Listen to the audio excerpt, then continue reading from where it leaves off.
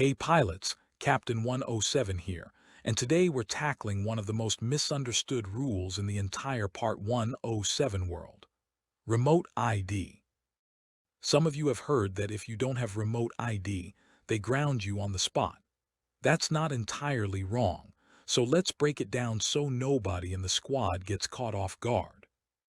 Think of remote ID as a digital license plate for your drone.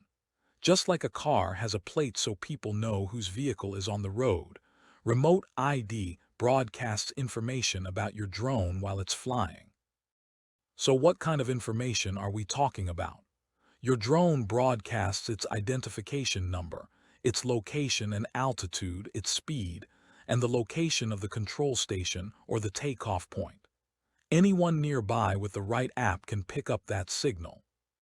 Now, not everyone is watching, but the FAA and law enforcement can access that information whenever they need to. It's part of keeping the airspace safe now that so many drones are in the sky. So how do you actually comply? There are three ways. Your drone might already have standard remote ID built in, straight from the manufacturer. If it doesn't, you can attach a remote ID broadcast module, which is a small add-on device. Or you can fly exclusively inside a FAA-recognized identification area, known as a FRIA, where remote ID isn't required. That FRIA option sounds appealing, but here's the catch. FRIAs are specific locations, usually set up by community-based organizations or educational institutions, where recreational flying without remote ID is still allowed. FRIAs are built for recreational flyers under the exception for limited recreational operations. If you're flying under Part 107 for commercial work, a FRIA doesn't apply to you the same way. So as a Part 107 pilot, you basically always need remote ID. If your drone requires registration, which almost every Part 107 drone does, then remote ID is not optional. What happens if you just don't do it? The FAA takes this seriously.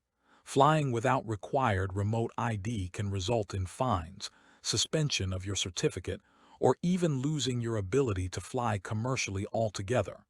It's treated the same as any other Part 107 violation.